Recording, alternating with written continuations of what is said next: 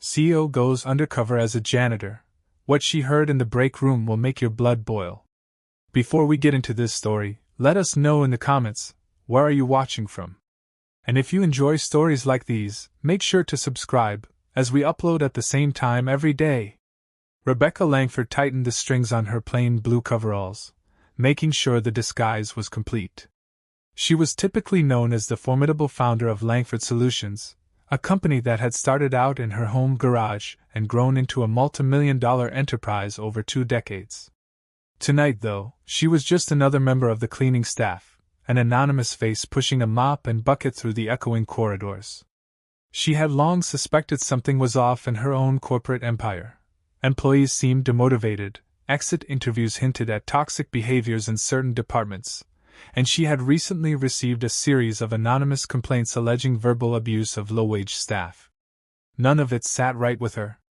She prided herself on having built a company where people were supposed to thrive, not barely survive. Instead of announcing a company-wide inquiry or taking management's word for it, she chose to go undercover. That decision landed her here, at 9 in the evening, carrying a worn-out spray bottle and a stained rag, determined to see the truth with her own eyes. The fluorescent lights hummed overhead as she trudged past cubicles and conference rooms emptied after normal working hours. Most corporate employees had gone home, but the evening shift of janitors and night staff were just starting their routines. She moved slowly, heart pounding, not because she was afraid of the labor but because she wasn't entirely sure what she might discover. The first half hour on the job was unremarkable, vacuuming the carpet, dumping out overflowing trash cans, and wiping down glass doors in the lobby. Yet everything changed the moment she heard snickering voices coming from the break room. Through the half-open door, the harsh glow of vending machines illuminated 4 employees in crisp button-down shirts and polished shoes. They leaned against the counter, sipping sodas, and tearing open bags of chips. One of them, a young man with a neatly trimmed beard, wrinkled his nose when he saw Rebecca in her coveralls. "Ugh, the welfare rats are here," he muttered, loud enough for her to hear. Another employee, a woman with highlighted hair and a dismissive sneer, took a lazy glance at Rebecca's name badge, which read Becky, and smirked. "These people are always complaining about wages. Maybe if they tried harder in life, they wouldn't be scrubbing floors." The conversation wasn't just casual cruelty. It was an indictment of anyone who didn't look and sound like them. Rebecca felt her pulse quicken. She wasn't expecting a warm welcome, but hearing these employees, a group she likely recognized from performance reviews, spit out phrases like welfare rat, made her blood run cold. This was beyond rude. It was dehumanizing. She exhaled slowly and bent down to continue polishing the floor. She had come here for the unfiltered truth, and here it was, served raw and unvarnished. In that moment, she reminded herself not to blow her cover. She needed to see how deep this toxicity ran, how far up the chain it went, and who was enforcing it, or allowing it. As she pretended to focus on a stubborn coffee stain near the fridge, she couldn't help but notice the employees were making a concerted effort to leave crumbs, wrappers, and spills, as though they expected the cleaning crew to pick up after their every whim. One of them deliberately poured out the remains of his cola onto the floor, then kicked the cup toward Rebecca. "You missed a spot," he taunted, smiling cruelly. She couldn't reveal who she was. Instead, she calmly wiped up the spill, her mind racing with both anger and curiosity. Were these isolated individuals, or was this a sign of a broader cultural rot within her company? Her gut told her it was more than just 1 or 2 bad apples. The night wore on, and she found herself emptying the trash in corner offices, stocking toilet paper in bathrooms, and wiping smudged mirrors. Now and then, she passed other janitors, who looked at her with a strange mix of solidarity and pity. Some gave her nods of acknowledgement, but no one spoke freely. She could see the fear in their eyes. It was almost like they'd been conditioned not to speak out of turn. She was wiping down a countertop by the elevator when a soft-spoken older janitor named Carlos approached. His back was slightly hunched, and his eyes darted around nervously before he dared speak. "You knew?" he asked under his breath, pretending to rearrange some cleaning supplies. Rebecca nodded. "Yeah. she said, using her lower register to hide the distinct timbre often associated with her as CEO. Just started tonight. Carlos sighed. Keep your head down, he whispered. There's a manager named Emma Sloan who, let's just say she doesn't take kindly to anyone who talks back. She has her little clique. They make our lives miserable. That was the second red flag for Rebecca, hearing from someone who had obviously been pushed to the edge of silence. The first had been the slurs thrown at her in the break room, and now this mention of a particular manager's cruelty. Emma Sloan, if Rebecca recalled correctly, was a mid-level manager with a reputation for hitting performance targets. But she never suspected the woman of such blatant hostility, at least not from the official feedback forms. Now, listening to Carlos's strained tone, she realized there was a gap, potentially a chasm, between official reports and the reality faced by these workers. She offered a curt nod, her eyes glancing toward the elevator doors.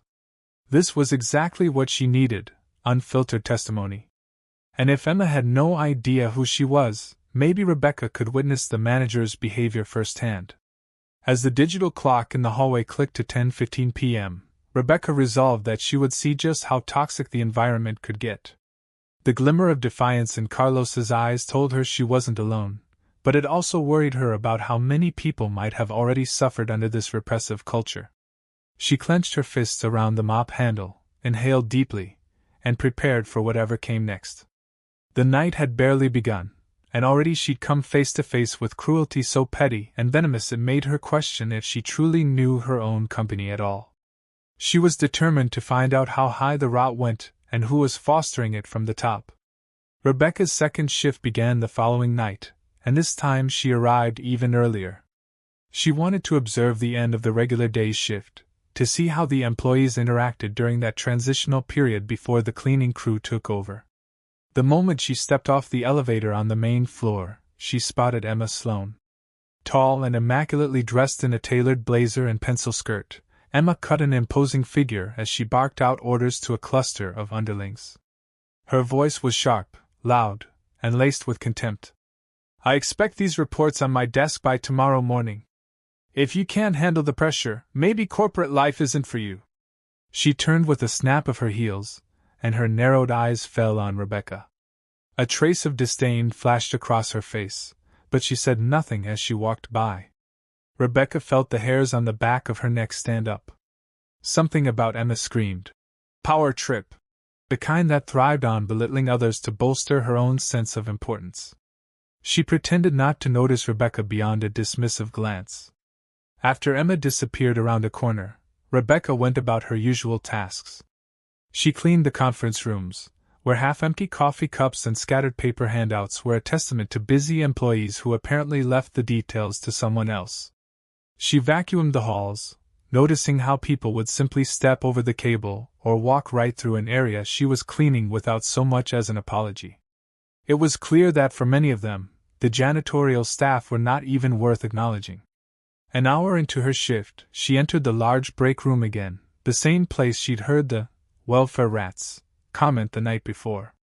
She quietly pushed her mop toward the far side, where a vending machine beeped and spat out a candy bar for a bored-looking woman. That woman, sporting a crisp blazer, huffed when she saw Rebecca. We need more coffee cups, she said curtly. Get on that. Rebecca gave a curt nod, feigning subservience.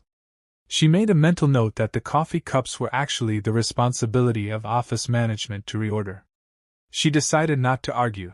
It wasn't worth blowing her cover over a minor detail. Instead, she drifted to the sink, rinsing her rag in silence, letting her ears pick up bits of conversation from the employees gathered around a table. She heard Emma's name mentioned. Emma's on a warpath, one man whispered. Apparently, she caught one of the janitors slacking off. Word is, he might be out of a job soon. Another woman snorted. I'd bet money it's Carlos. He's been complaining about how they expect us to do 2 people's worth of work with no overtime pay. I saw him in Emma's office looking terrified yesterday. The man shrugged.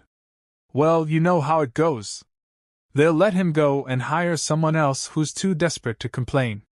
Rebecca's heart pounded in her ears. This was how employees talked about laborers in her company? She dried her hands and resumed mopping, intentionally moving closer so she could hear more. They lowered their voices, but she caught enough to piece together that Emma was known to single out employees, especially those in lower-wage positions, and grind them down with impossible demands or schedule manipulations. This was a quiet but systematic purge of anyone she considered weak. Rebecca felt her temper flare. If Emma was targeting Carlos, it explained the man's anxious demeanor when he'd warned her the night before. The mere thought of an honest worker losing his job for speaking up made her stomach churn. She remembered her own early days, cleaning counters in a fast food joint to pay for college textbooks. She'd built her empire on the principle that no honest job was beneath anyone, least of all her. And now, under her watch, people like Emma were tearing down that principle. At around 8:30 p.m., Emma re-entered the break room, flanked by two of her closest lieutenants, employees who thrived under her style of management. They all seemed to relish the sight of Rebecca finishing up her mopping. "Haven't you figured out a better system, Becky?" Emma asked in a mocking tone, crossing her arms over her chest. "If the floor's still wet, how are we supposed to walk here without slipping?" She stomped her foot dramatically, ignoring the yellow caution sign that was propped up just a few feet away. Rebecca gave a measured response, keeping her voice soft. "I'll dry it as quickly as I can." Emma rolled her eyes. "This is what happens when you hire from the bottom of the barrel. No initiative." The two flanking her let out restrained chuckles, as if cued to do so. "Right, Emma?" one of them echoed. "Probably a high school dropout." Rebecca merely nodded, biting her tongue, her blood boiling. Had she not been in disguise, she would have fired back with a dozen scathing retorts. But she needed more than an impulsive outburst. She needed to see who else was complicit, how this dynamic infected the team's morale, and how long it had been allowed to fester. She moved to a corner to wring out her mop, and in her peripheral vision, she saw Emma and her cronies settle at a table. They started complaining about dead weight, employees in various departments, from accounting to marketing, suggesting that only the ruthless deserved promotions. It was a string of petty, gossipy jabs that revealed their contempt for anyone they deemed less ambitious or efficient. By the time Emma stood to leave, she cast one more glance at Rebecca, who pretended to be absorbed in her cleaning. Emma's face twisted with mild disgust. "You missed a spot," she said, pointing at a non-existent stain under the table. The cluster of suits chuckled. Rebecca walked over, bent down, and made a show of wiping the pristine floor, all while her anger smoldered beneath her calm exterior. For the rest of the shift, Emma was gone, presumably enjoying her evening while the janitorial crew slogged on. Carlos found Rebecca near the restrooms around 10 p.m., his eyes flicking over her shoulder to ensure nobody could overhear. "Did you hear the rumors?" he whispered. "They say Emma wants me gone by the end of the week. I've been working here for 6 years. I have kids, a mortgage. I don't know what to do." Rebecca placed a reassuring hand on his shoulder, but she couldn't blow her cover. "I don't know, man," she said with feigned uncertainty. "But you're not alone. Just do your job the best you can." She hated how vague she had to be, but a grand, heroic speech right now would only jeopardize her investigation. Carlos nodded, his face etched with worry. "Guess that's all I can do," he murmured. "It just sucks that the higher-ups have no clue what Emma does to us down here." He turned to leave, adding under his breath, "I wish the CO would see this for herself." The irony almost made Rebecca choke. She realized then that if she wanted to put an end to this abuse, she needed undeniable proof. It wasn't enough to witness casual cruelty. She had to catch Emma in a public setting, pushing things past the point of decency, where no one could spin the narrative in Emma's favor. She steeled herself for what lay ahead, determined to stay undercover until she saw Emma's tyranny reach a crescendo. And though her heart ached for people like Carlos, she reminded herself that the best way to help him was to let this situation play out until Emma incriminated herself in front of others, preferably those with the power to confirm everything. Until that moment came, Rebecca would remain silent, seething on the inside but outwardly just a weary janitor. She clung to the hope that when she finally revealed her identity, it would have the impact needed to uproot Emma's toxic stranglehold on the workplace. On the third night of her undercover operation, Rebecca arrived early again, hoping to gather a little more insight. The main office halls were dimly lit, and the hush of post-workday calm gave her a chance to observe interactions that might otherwise be drowned out by daytime chatter. She was busy polishing the lobby's marble floor when she heard sharp footsteps approaching. Straightening up, she saw Emma Sloane heading in her direction, phone to her ear. Emma was talking loudly, no surprise, apparently scolding someone on the other end of the line. "I don't care if you have a doctor's note," Emma spat. "If you can't do your job, we'll find someone else who will." She ended the call abruptly, then met Rebecca's gaze, or rather, looked right through her as though she were a piece of furniture. Without acknowledging her, Emma continued on, her heels clicking on the freshly polished marble. Rebecca watched her vanish around a corner, heart thumping with renewed anger. If Emma was this brazen in public, how much worse was she in closed-door meetings or emails? After finishing the floor, Rebecca moved toward the large open-plan offices at the end of the hallway. She could see a few employees hunched over computers, working late. She also saw 2 other janitors emptying trash cans. One of them, a young woman named Ava, brushed by Rebecca with a wary glance. Rebecca recognized that look: fear, resignation, hopelessness. She gave Ava a small nod, trying to convey silent solidarity. Ava paused, seeming to weigh whether or not to say something. Finally, she whispered, "If she sees us talking, we'll both be in trouble." "Who?" Rebecca asked, even though she already knew the answer. Ava just shook her head and hurried off. Rebecca took a moment to steady her breathing. She couldn't let her emotions drive her actions prematurely. She had to witness Emma crossing the line in a manner so blatant that no one could dispute it, not even the HR department that might otherwise try to protect a manager with good performance metrics. She glanced around, noticing how the employees who worked late shifts had their eyes glued to their screens, presumably to avoid attracting Emma's wrath. The atmosphere was heavy with tension. It reminded Rebecca of a time in her youth when she had worked in a place where bosses treated staff like disposable cogs. She had sworn she would never allow that in her own company. The fact that it was happening under her watch cut her to the core. An hour later, in one of the second-floor conference rooms, Rebecca stumbled upon Emma and a small group of staff. The lights were on, and they had papers spread across the table. It looked like some kind of project update meeting. Rebecca pretended to be buffing the hallway floor, but she inched closer, picking up bits of conversation drifting through the slightly ajar door. "I'm not interested in excuses," Emma said coldly. "If the numbers aren't up by next quarter, half of you won't be here, understand?" A timid voice tried to explain. "But these are external factors out of our control." Emma cut them off. "Control them, or you're gone. Is that clear?" Rebecca listened, heart twisting at Emma's heartlessness. She half expected someone to object, but no one did. The entire room seemed gripped by a paralysis of fear.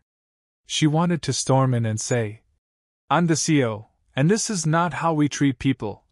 But she knew the moment hadn't come yet. She wanted a bigger audience, a scenario where Emma felt secure enough to double down on her cruelty, exposing the full extent of her vicious nature. As she eased away from the conference room door, she nearly collided with Carlos in the hallway. The look on his face told her he'd heard enough to be shaken. "They're meeting about layoffs," he whispered, his voice trembling. "Not just for the corporate employees. Emma's telling them to cut the cleaning staff's hours too. They're basically planning to force us to resign or find second jobs." Rebecca clenched her jaw. The staff was being hammered from both ends, overworked and underpaid, then threatened with more cuts. She motioned for Carlos to step into an empty office. Once inside, she closed the door gently behind them. Though she desperately wanted to comfort him with the knowledge that she was the CEO and would soon put an end to all of this, she couldn't. Instead, she asked, "Is there anyone above Emma who's aware of this?" Carlos shook his head. "She reports directly to the regional director, but from what I hear, she's made herself look like the perfect manager." High performance, cost-cutting, meeting deadlines, you name it. They probably think she's a corporate hero. Rebecca felt her stomach turn. Yes, from the vantage point of upper management, Emma looked great on paper. She likely manipulated metrics to appear as though she were single-handedly improving performance by holding people accountable. Meanwhile, the human toll was hidden beneath the surface. If an employee complained, Emma would bury it or frame it as insubordination. Just keep your head down for now, Rebecca whispered, though it sounded hollow, even to her. Carlos gave her a broken nod. I don't see any other choice. Rebecca left him in that empty office, anger searing through her veins. All her life, she championed the idea that business could be ethical, profitable, and humane. Yet here stood Emma as a testament to how easily toxic leadership could masquerade as efficiency. Rebecca decided then and there that she would orchestrate a scenario, a staff-wide meeting, perhaps, where Emma's cruelty would be on full display. And when that moment came, Rebecca would personally ensure Emma could never again wield such vicious power over the vulnerable. Pushing her cart of cleaning supplies toward the elevator, Rebecca spotted a group of employees chatting near the reception area. She subtly lingered behind a tall potted plant, listening. They were discussing Emma's latest firings, a few corporate employees let go under suspicious circumstances. She's on a roll, isn't she? Said one man, shaking his head. Turfed out Leah and Brent last week, with no severance. Another employee whispered. I bet she's gunning for the janitors next. You see how she treats them? They fell silent when Emma emerged from a side corridor, as if summoned by their mention. She gave them a frigid smile before heading toward the elevator. The moment she was gone, they exhaled in relief. Rebecca found that sigh of collective relief even more damning than open insults. Emma terrorized everyone, from white-collar staff to janitors, and no one felt safe. That same night, Rebecca observed a particularly unsettling incident. A junior employee, eyes puffy from tears, darting into the restroom after Emma berated her for an imaginary oversight. The poor woman looked barely out of college, hugging her laptop like a security blanket. Rebecca took a mental snapshot of the heartbreak etched on her face. It was yet another piece of the puzzle, another example of Emma's unrestrained cruelty. By the time her shift ended, Rebecca was more certain than ever that this wasn't just a matter of one or two employees being rude. This was a systemic problem, nurtured by Emma's twisted take on leadership. As Rebecca trudged back to the janitorial locker room, her boots squeaking on the polished floors, she thought about how her reveal needed to be timed perfectly. She had to confront Emma in front of enough witnesses, those who'd been complicit out of fear or those who'd suffered in silence. It had to be public, undeniable, and final.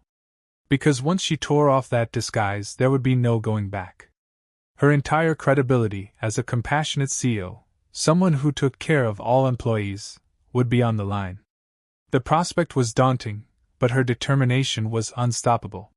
She would do it not only for Carlos, Ava, and the unnamed junior employees, but for the integrity of a company she had poured her life into. One more day, she told herself. One more day, and she'd have everything she needed to bring Emma's reign of terror to a decisive end. The next evening, Rebecca arrived with a renewed sense of purpose. She had a plan: provoke Emma just enough to make her unleash her wrath in a public setting, where multiple witnesses could confirm what was happening.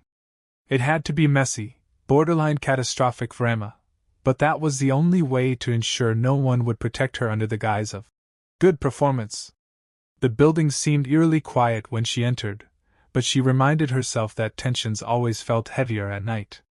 After signing in with her fake credentials, she made her way to the break room.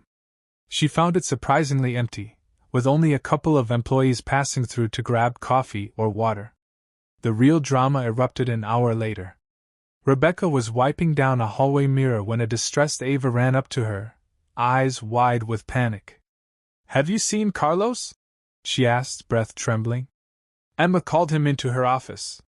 He hasn't come out, and I heard her yelling." Rebecca's heart dropped. She set aside the rag and sprinted down the hallway, Ava close behind. They found Emma's office door slightly ajar. Inside, Emma was pacing back and forth, voice raised, while Carlos stood there looking like a cornered animal. Rebecca stood outside, careful not to be seen, but close enough to catch every word. "I am sick of your excuses," Emma snarled. "If you can't handle your workload, maybe you should go back on unemployment. Ever considered that?" Carlos tried to speak, but Emma cut him off. "Don't even start. You janitors always want pity, always playing the victim card. Well, guess what? I don't care." She slammed a folder on her desk, rattling a stack of papers. "This is your final warning. One more slip-up, one more time I see you loafing around, and you're gone. Understand me?" Carlos's voice quavered. "I'm not loafing around. I just needed a quick break because my back." Emma jabbed a finger in his face. "Your back, your kids, your personal issues. I don't want to hear it. You're not paid to have problems, you're paid to clean." Rebecca felt her blood boiling. She glanced at Ava, whose hands were clasped tightly over her mouth in horror. She realized this might be her chance. But no, she needed a bigger audience, somewhere Emma couldn't twist the narrative. She motioned for Ava to follow her, and they hurried away from the door before Emma could see them. They convened in a nearby supply closet, the fluorescent light flickering overhead. Ava was on the verge of tears. "She can't keep doing this.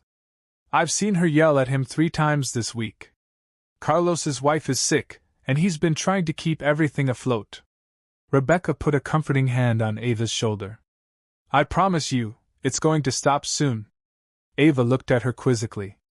Rebecca could only offer a tight-lipped smile, knowing she couldn't reveal her identity just yet. When Emma finally emerged from her office with Carlos trailing behind, the man looked utterly defeated. He clutched a form in his hands, possibly a written warning or a disciplinary notice.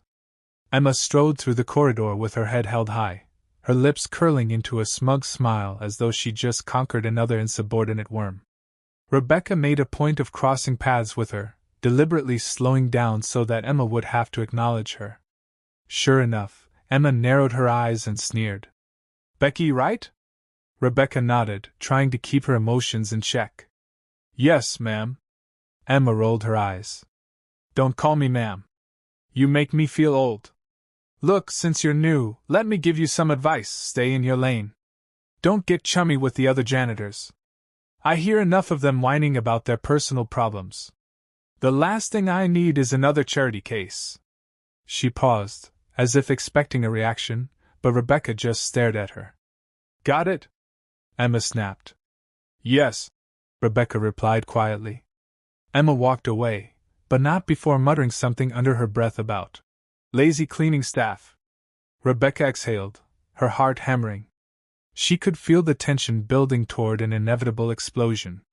She wanted that explosion to happen on a bigger stage, where Emma's audacity would be exposed to everyone who mattered. Over the next few hours, Rebecca discreetly encouraged the other janitors and late-night employees to gather near the main conference room around midnight. She hinted that there might be an important announcement, or something worth hearing. People were curious, some were intrigued, others fearful, but they drifted there under the guise of break time or finishing up tasks. By 11:50 p.m., a small crowd had formed, about a dozen employees from various departments. Carlos was there, looking worried but hopeful. Ava stood beside him, fidgeting with her hands. A couple of night-shift corporate staff lingered at the edges, uncertain. Rebecca lingered in the hallway, waiting for Emma to exit her office for her usual late-night rounds.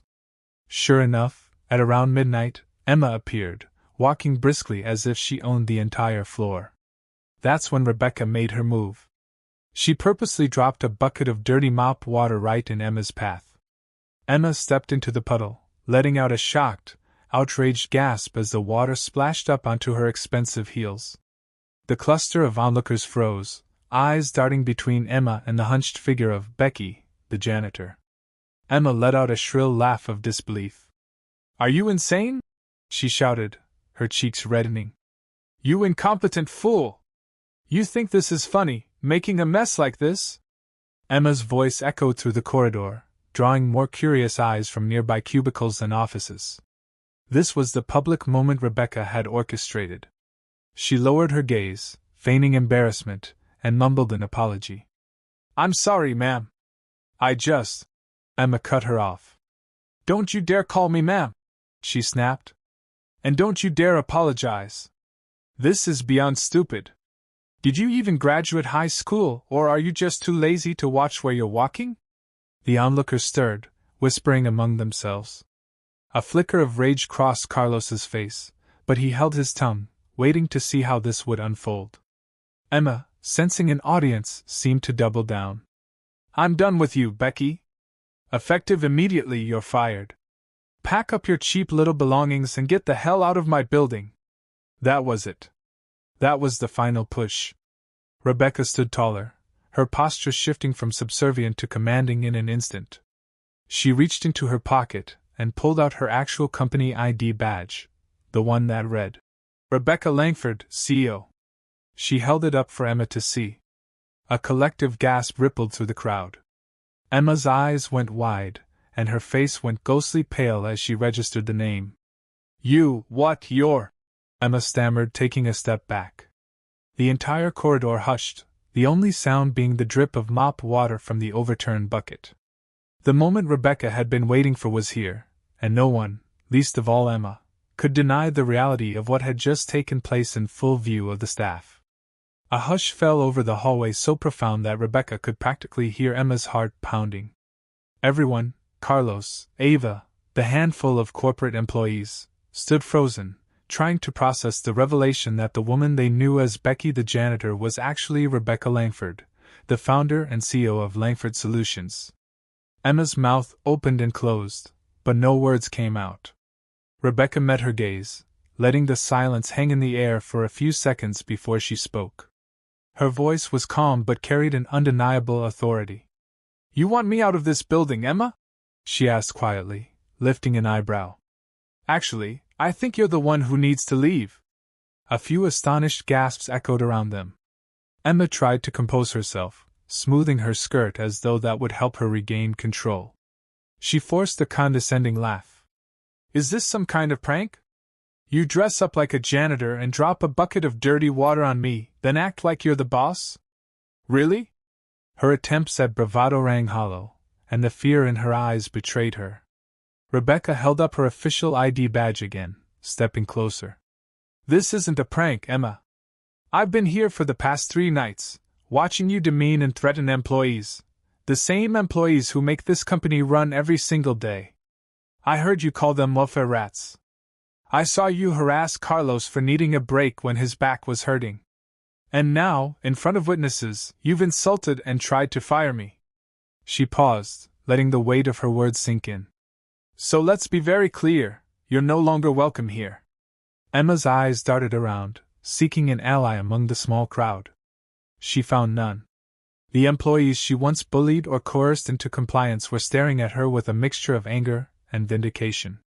Even those who had been part of her clique seemed uncertain now, unwilling to risk supporting her in the face of the CEO's wrath. "This is ridiculous," Emma finally managed to say, but her tone lacked its usual venom. She tried to straighten her posture, projecting an air of authority she no longer had. "You can't fire me in the hallway. I'm a manager. This has to go through HR and a formal process." Rebecca cut her off with a curt nod. "Yes, there will be a formal process. Paperwork, documentation, all of it. But until that's sorted out, you're on unpaid leave. Consider that my immediate directive as CEO of this company." Emma's face twisted, a mix of rage and desperation. She tried a new tactic, pleading. "Rebecca, Ms. Langford, please. There must be a misunderstanding. Whatever you heard, it was taken out of context. I was just trying to maintain discipline and standards, don't lie to me." Rebecca interrupted, her voice steady but firm. "I heard what you said about the staff. I saw how you treated them, and I witnessed how you threatened Carlos. This is not about discipline or standards. It's about bullying and power tripping. You've created a toxic environment, and that ends today." Slowly, she turned to face the gathering of employees. "All of you, I'm sorry. Sorry I didn't see it sooner. Sorry I let a manager like Emma operate under my watch. It's my responsibility to ensure that every worker here, whether they're on the cleaning crew or in the executive suite, is treated with dignity. I failed in that responsibility, and I intend to make it right." A faint murmur of cautious relief spread through the group. Some of them looked at each other, hope flickering in their eyes for the first time in a long while. Carlos, standing near the back, tried to mask the tears welling in his eyes, but he couldn't hide the tremble in his lips. Emma's composure cracked. She clutched at straws. "Rebecca, I have a family too. You can't don't even go there," Rebecca said, her voice tinged with anger. "You showed no compassion for Carlos's family, or for anyone else's. If you want to discuss severance or final pay, you can do that with HR. As for your position in this company, it's terminated." Emma opened her mouth, but no sound came out. She looked around at the faces of employees she had belittled and realized that no one was going to defend her. Not tonight, not after her vile comments had been laid bare. Rebecca lifted a hand, almost gently, and directed 2 security guards, who had arrived after hearing the commotion, to escort Emma out. Emma resisted at first, demanding to speak with HR or a lawyer, but the guards simply held out an arm, motioning her to leave. Ultimately, she had no choice but to comply, her face a mask of outrage and humiliation. As Emma passed by the small crowd, her glare could have melted steel. Yet no one moved to comfort her or protest her removal. The door to the elevator slid open, and she vanished inside, leaving a charged silence in her wake. Rebecca closed her eyes for a moment, letting out a long breath. The immediate crisis had passed, but the emotional toll was heavy. When she opened her eyes, she found herself looking directly at Carlos. He took a cautious step forward. "Is it really over?" he asked, voice quivering with disbelief. "She won't be able to fire us for no reason anymore?" Rebecca shook her head. "She won't. And from now on, we're going to make sure no one in this company has to fear that kind of treatment again. Starting tomorrow, I'm scheduling an all-hands meeting to address what's been happening here. The culture has to change, and it starts at the top, with me." A wave of relief and subdued excitement spread through the onlookers.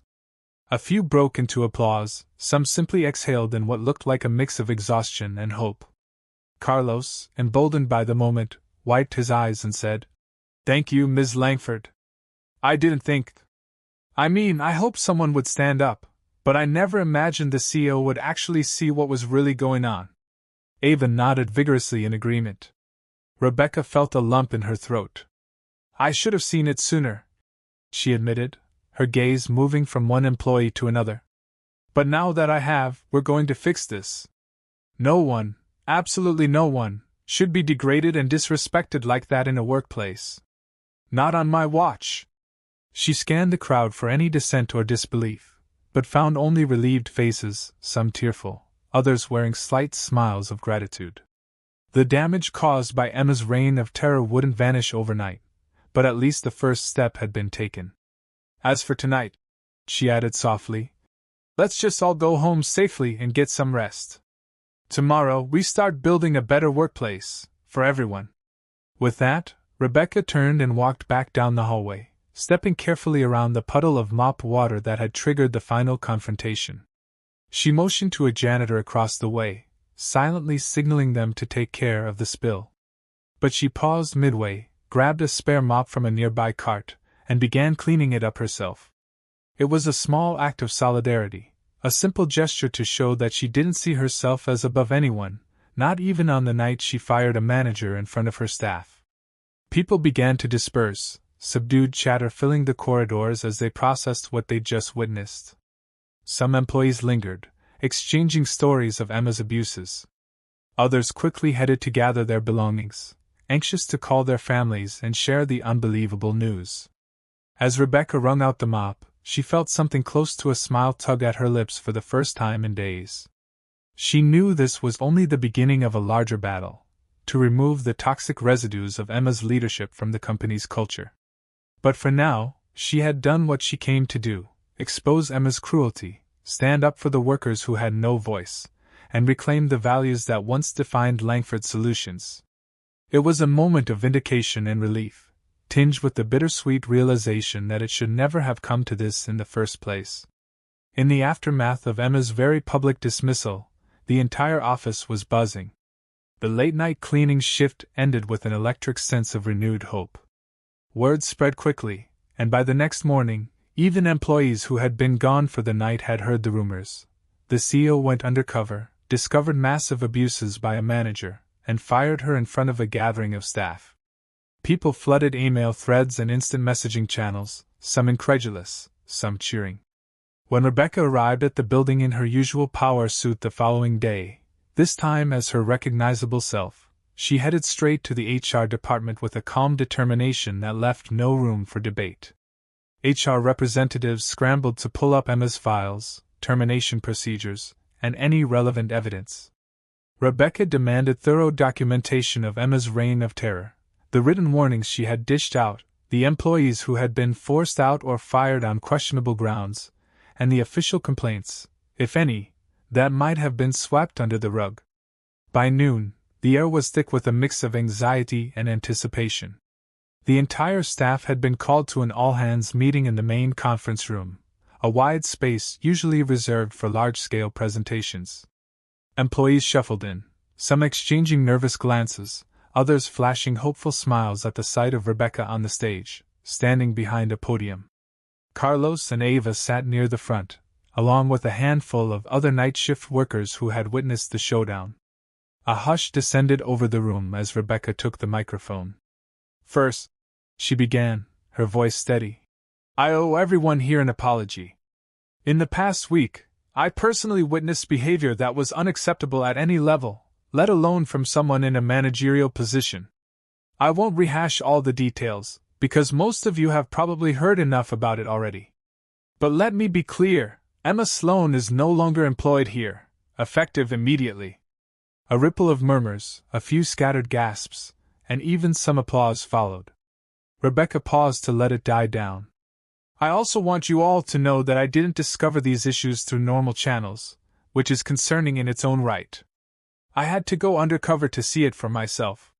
What that tells me is that our internal processes, our complaints procedures, our checks and balances, aren't working the way they should. That ends now." She made eye contact with the front rows, where the night shift employees sat, looking visibly relieved. "Going forward, we're implementing a new set of policies. First, I'm establishing an ethics hotline operated by an independent third party, where any employee, part-time, full-time, contract, janitorial, or executive, can anonymously report instances of harassment, bullying, or unethical behavior." She turned to one of her executive assistants, who was jotting down notes. "Make sure we have that live by the end of the week. Second, I've asked our HR department to conduct a thorough review of every single one of Emma's past disciplinary actions and firings. If we find evidence that they were done unjustly or under false pretenses, we will rectify that immediately." The room buzzed again, a hopeful energy passing from one employee to another. Rebecca raised a hand for silence. "Third, I want to make a personal appeal to each of you. This company was founded on the belief that people are our greatest asset, no matter what role they play. That's not just a slogan, it's the reason we've been successful. If you see anyone being treated unfairly, if you see or experience harassment, speak up. Use the hotline. Talk to someone you trust in HR, or even come to me directly. We can't fix problems we don't know about." She could see some faces in the crowd brightening. Others looked skeptical, probably still reeling from having endured Emma's toxic leadership for so long without recourse. She didn't blame them for their doubts. Trust was hard to rebuild once it was broken. After the meeting concluded, a small queue of employees formed to speak with her personally. Many expressed relief, some asked about specifics of the new policies, and a few timidly shared stories of Emma's abuses that she hadn't yet heard.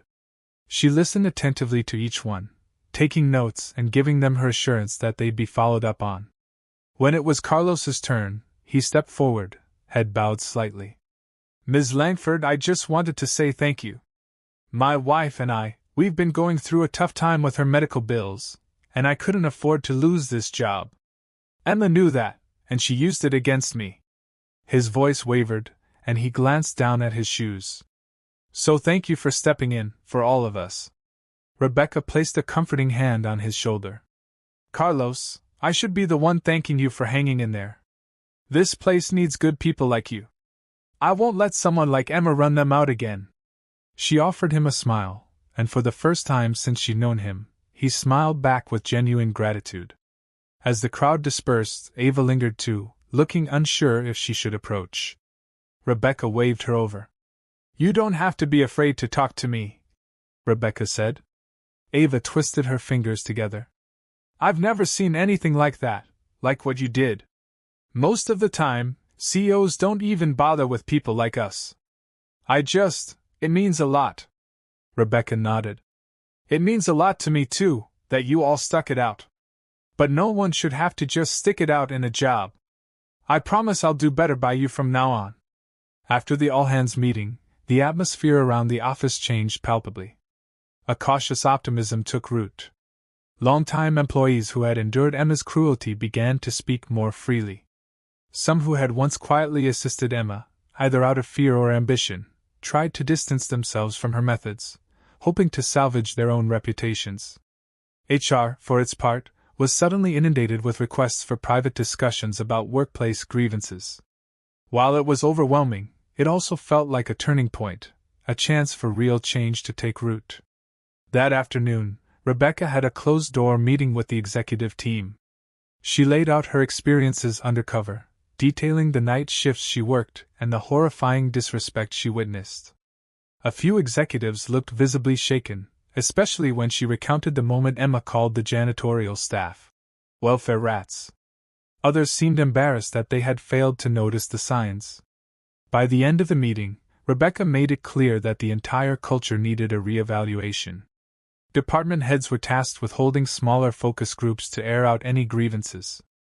Additional training on leadership ethics and harassment policies would be rolled out. It wasn't going to be a quick fix, Rebecca knew that. But at least the path forward was clear. A day later, Carlos and a handful of night shift janitors were summoned to HR. Initially anxious, they discovered they were being offered compensation for the extra hours Emma had coerced them into working without proper overtime pay. It was a small but significant victory, a direct result of the new culture of accountability. One by one, the employees trickled out of HR with relieved smiles, some of them hugging each other in the hallway. Word got around that the CEO was personally reviewing these cases, and employees started to believe that maybe, just maybe, this was more than a hollow PR move. Rebecca was well aware that reversing months, or even years, of toxicity wouldn't happen overnight. She caught glimpses of employees walking on eggshells, still scared that the shift in leadership style might be temporary. Others were hesitant to trust HR, having seen how complaints were dismissed under Emma's watch. But the important thing was that the seeds of change were planted. Quietly, Rebecca arranged for Carlos to receive a modest promotion, a role that involved oversight of janitorial processes across multiple floors. It wasn't a flashy position, but it came with a pay bump and more stable hours, something Carlos desperately needed for his family's sake. When the paperwork was finalized, HR gave him the news. The next day, he approached Rebecca in the hallway, gratitude shining in his eyes. "I don't know how to thank you enough," he said. "I'm just doing what should have been done a long time ago," Rebecca replied gently. "You've been here for 6 years, Carlos. That kind of loyalty shouldn't be punished, it should be recognized." He hesitated, as though searching for the right words, then settled for a simple "thank you." In the weeks that followed, the vacant manager's office once occupied by Emma remained empty, a visible reminder of what unchecked bullying could lead to. Every time Rebecca passed by, she felt a pang of regret that she hadn't stepped in sooner. But that regret fueled her commitment to keep an eye on all levels of the company. Gone were the days she relied solely on formal reports and manager evaluations. Now, she made unannounced visits to different departments, chatted casually with employees, and even joined the janitors for a coffee break from time to time. Though rumors circulated that the CEO might go undercover again, no one could confirm it. The uncertainty alone served as a deterrent for any manager tempted to follow in Emma's toxic footsteps. It wasn't a perfect solution, but it was a start. As the dust settled and employees settled into this new era of accountability, the collective sigh of relief was almost palpable. Morale slowly improved, productivity ticked upward, and even the break room chatter changed in tone. Where there had once been hushed complaints and jabs at the cleaning staff, there were now more casual, respectful conversations. Some employees still carried the trauma of Emma's regime, and that would take time to heal. But for now, the toxic undercurrent had been disrupted, and the new wave of optimism felt refreshing. One evening, as Rebecca was packing up her office after a long day, she spotted a note slipped under her door.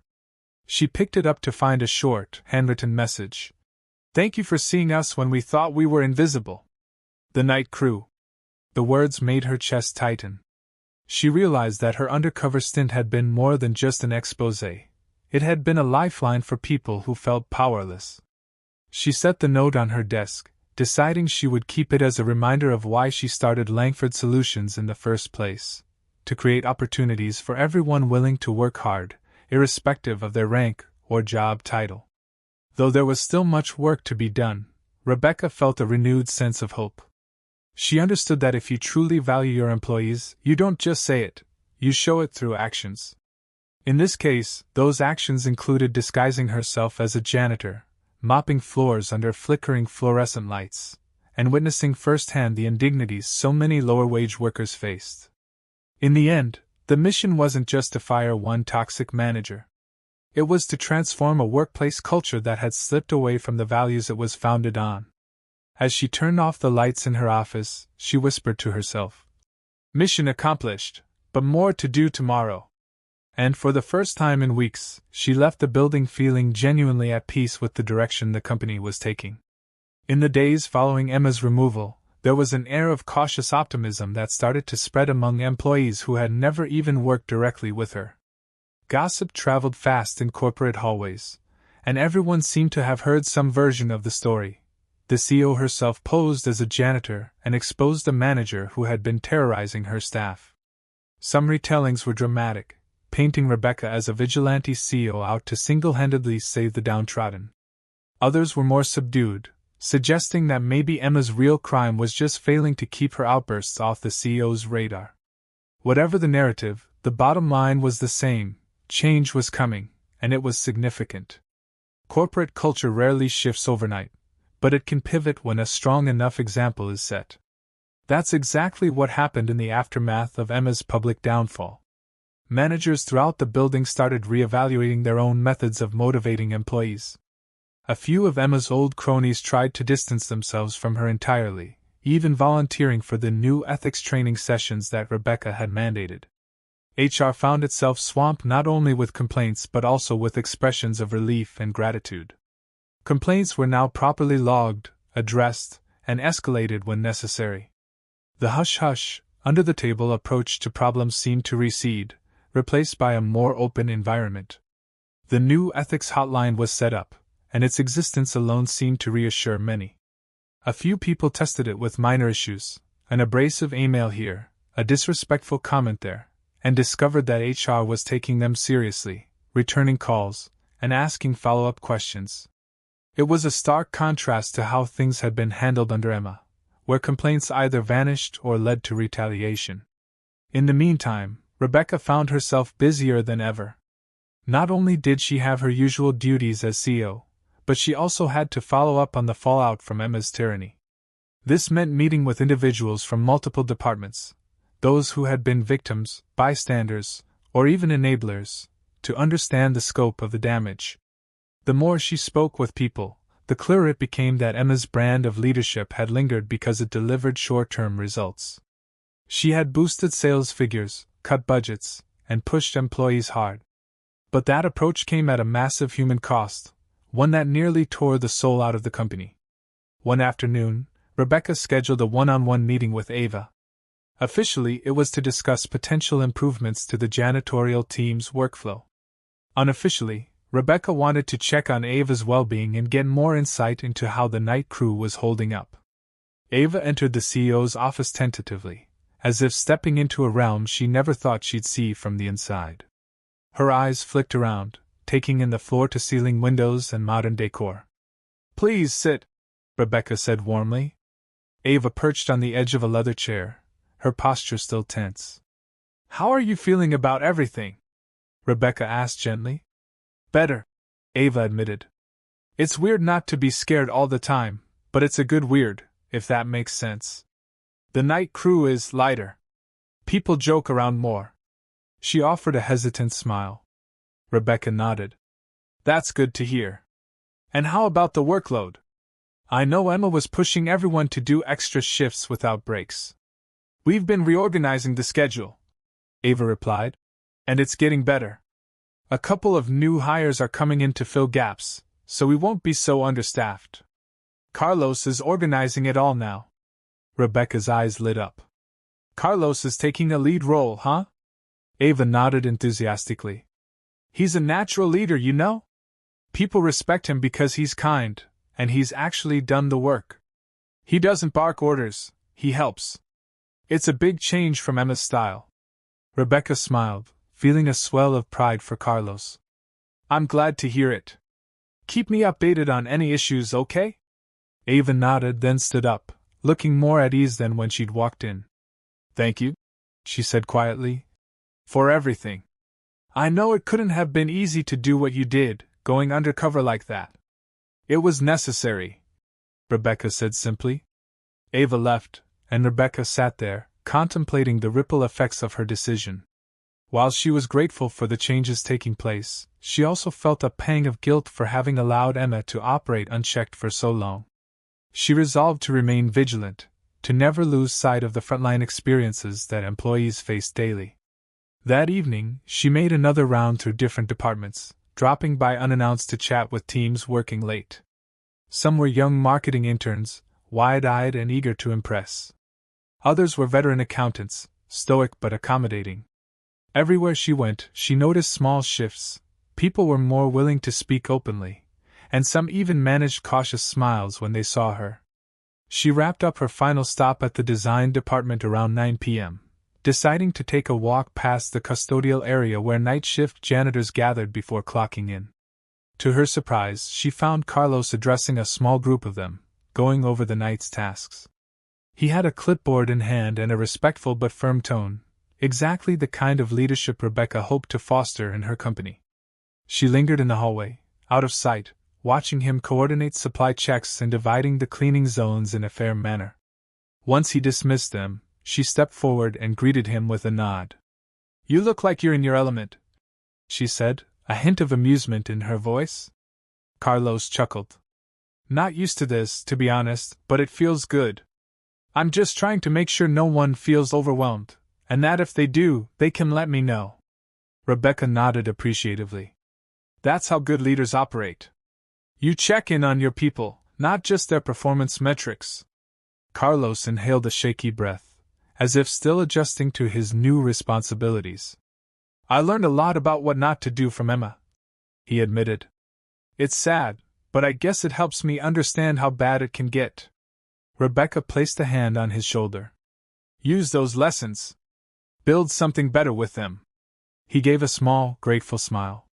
"I will." As Carlos headed off to begin his shift, Rebecca surveyed the hallway, recalling the tense atmosphere that had once pervaded every corner of this place. Now, it felt almost peaceful. She knew it wouldn't be perfect overnight, but the difference was palpable. Employees had found a new kind of confidence, and fear no longer dominated the environment. By the time Rebecca made it back to her office, she realized she was the last executive still in the building. She tidied up her desk, organizing stacks of papers related to the new policies and programs she was implementing. Then she picked up the note from the night crew, the one that read, "Thank you for seeing us when we thought we were invisible." The corners were dogged from her having glanced at it throughout the day. She traced the words with her fingertip and felt a surge of determination. Yes, Emma's downfall had been a dramatic event, but it was just the beginning. Sustaining a healthy culture required constant effort and attention, especially in a company of this size. She resolved to keep that note in a frame on her desk as a constant reminder of why she did what she did. When she finally locked up for the night, The halls were nearly empty except for the hum of fluorescent lights and the distant echo of vacuum cleaners. She thought back to her undercover nights, pushing a mop through those same corridors, hearing the snide remarks and feeling the sting of disrespect. She remembered how powerless she had felt pretending to be someone with no authority. The memory was sobering, a stark reminder of the two different worlds that exist in many companies: the world of those who make decisions and the world of those who clean up after them. It was a chasm she hoped to bridge. With each step she took toward the elevator, she felt lighter. She had fired Emma in a blaze of public humiliation, but that was merely the punctuation mark. The real story was how the company would move forward, relearning empathy, respect, and the principle that everyone deserves dignity on the job. As the elevator doors slid open, Rebecca stepped inside and pressed the ground floor button. She looked up at the ceiling, exhaling a deep breath. Tomorrow would bring new challenges, new tasks, and possibly new conflicts, but she was ready. Because for the first time in a long time, she felt aligned with the heart of her own company again. It was a good feeling, and she intended to hold on to it. A week later, the time came for the final chapter in Emma's saga, a mandatory exit interview with HR. Though she was officially terminated, Emma had demanded one last chance to defend herself. Rebecca agreed under the condition that she be present to hear Emma's explanation firsthand. The exit interview took place in a sterile conference room with beige walls and fluorescent lighting. A senior HR representative named Martin sat at one end of a long table, Rebecca at the other, and Emma in the middle. Emma arrived dressed in a somber black pantsuit, her eyes brimming with defiance. The moment she sat down, she cast a bitter glare at Rebecca. "I find this entire process humiliating," she said, her voice dripping with contempt. "That's not exactly surprising," Rebecca replied calmly, folding her hands on the table. Martin cleared his throat, trying to maintain a semblance of professional decorum. "Emma, the purpose of this exit interview is to understand your perspective on the events that led to your termination and to document any feedback you have for the company." Emma let out a derisive laugh. "My feedback? Sure. Here it is. You've just fired one of your best performing managers for no reason. The CEO decided to play dress up and sabotage me." Rebecca's expression didn't waver. "I didn't sabotage you. I observed you treating employees, particularly those in lower wage positions, like garbage. You don't deny calling them welfare rats, do you?" Emma's face hardened. "I used language that might have been harsh, but it was all in the name of motivating underperforming staff." Martin scribbled notes, looking uncomfortable. "You believe calling employees derogatory names is a valid motivational technique?" Emma shrugged. "Look, some people need tough love. They were slacking, and this company needs results. You can't coddle the weak." Rebecca took a breath, reminding herself to stay composed. "You think forcing people to skip breaks or threatening them with unemployment is acceptable?" Emma rolled her eyes. "If I didn't push them, who would? We've got quotas, deadlines. You think a janitor who's constantly complaining about his back is going to meet productivity standards?" Rebecca felt a surge of anger, but she kept her voice level. "A janitor isn't responsible for productivity metrics the way a sales rep is, Emma. And even if he were, nothing justifies the kind of demeaning language and tactics you used. We have enough documentation from your former subordinates to confirm that your behavior was abusive and toxic." Emma smirked. "You mean those whiners who loved playing the victim card? You know why my department always hit its targets? Because I didn't let them slack off. You also made them fear for their livelihoods," Rebecca said, voice tight with emotion she tried to contain. "I built this company on the idea that respect is non-negotiable. What you did goes against every core value we have." Emma scoffed. "I didn't see you crawling around at night until recently. If you cared so much about respect, why didn't you do something sooner?" Rebecca's composure cracked just a little. "Because I trusted managers like you to uphold our values. That trust was misplaced. And I'm making sure that doesn't happen again." Martin stepped in. "Emma, do you have anything else you want to add regarding your termination? Any final statements or clarifications?" Emma threw her hands up in exasperation. Yeah. Good luck keeping this place afloat with all the bleeding heart reforms you're planning. Employees need discipline, not handouts. This whole fiasco just shows how out of touch upper management is. Martin glanced at Rebecca, who gave a slight nod. He closed his folder.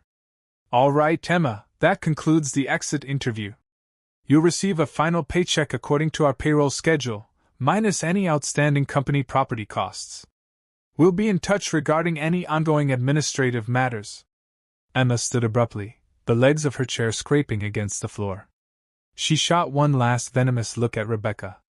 You'll regret this, she spat before storming out of the room. Rebecca exhaled slowly, feeling a complex mix of relief and lingering anger. I doubt it, she murmured under her breath once Emma was gone. She turned to Martin, who looked visibly rattled. Thank you for handling that professionally, she said. Martin nodded. Quite the exit interview, but I think we got everything documented. After leaving the conference room, Rebecca walked the corridors she knew so well, passing the offices of department heads who were now adjusting to the new regime. She peered into the break room, where she saw a group of employees, some from the day's shift, some from the night shift, chatting amicably. A few recognized her, and she waved. They waved back, no longer fearful that the slightest slip-up could cost them their jobs. She made her way down to the janitorial area, where Carlos was reviewing supplies. He looked up as she approached, nodding in acknowledgement. So, it's official?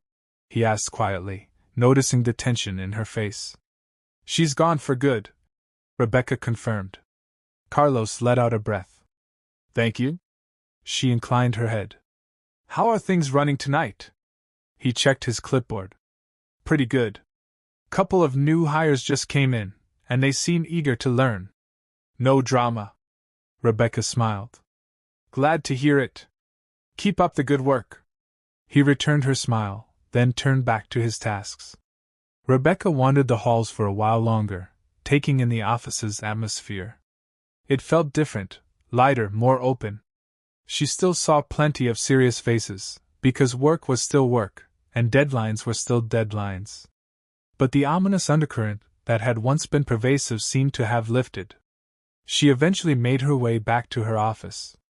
It was late, but she felt restless, so she settled into her chair and turned on her computer. She had dozens of emails from concerned employees and managers, each addressing the transition. Some were positive, thanking her for the changes.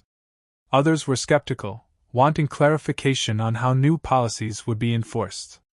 She took the time to answer them thoughtfully, making sure each person knew they were heard. An hour passed before she even glanced at the clock. At last, with a satisfied sigh, she powered down her computer and leaned back, gazing at the city lights outside her window. Her thoughts circled back to Emma's parting shot. You'll regret this. But deep down, Rebecca knew she wouldn't. She didn't regret standing up for employees who had been bullied and harassed. She didn't regret exposing a manager who put fear above respect. And she certainly didn't regret donning a janitor's uniform to see the truth for herself. In fact, she felt a sense of purpose that she hadn't felt in a long time. If anything, she wished she'd done it sooner. With that final reflection, she grabbed her coat and left her office. In the quiet elevator ride down, she recalled the first night she'd stepped into these halls undercover, the sting of hearing herself and her fellow janitors called welfare rats. She remembered the anger that flared in her chest, the disbelief that such language could exist in a company she'd built. But as the elevator reached the ground floor, she also remembered the satisfaction of revealing her true identity and putting an end to Emma's toxic reign. Stepping into the lobby, she saw that the floors were being polished by a pair of new janitors. They paused respectfully when they recognized her. She waved them off with a friendly smile. Carry on. You're doing great work. They exchanged looks, a bit surprised by her down-to-earth tone, but they smiled back. Thank you, Ms. Langford, one of them said quietly. She nodded and continued on her way. The evening air greeted her with a refreshing chill as she exited the building. Outside, a few streetlights illuminated the quiet sidewalk, and the city skyline stretched across the horizon. Rebecca took in a deep breath, feeling a weight lift from her shoulders. She was free from the burden of ignoring problems that had lurked beneath the surface. Sure, new challenges would arise, but this was the kind of challenge she welcomed, creating a workplace where everyone felt valued and respected, from the top executives to the janitors who kept the building clean.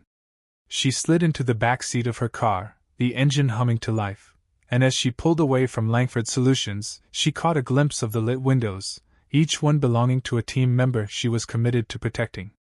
No regrets, she thought firmly, no matter what Emma believed. Tomorrow was a new day, and if anyone else dared to disrespect the hardworking people in this company, they'd face the same fate as Emma, swift and decisive. For now, she allowed herself a small, relieved smile, driving into the night with a renewed sense of pride and responsibility.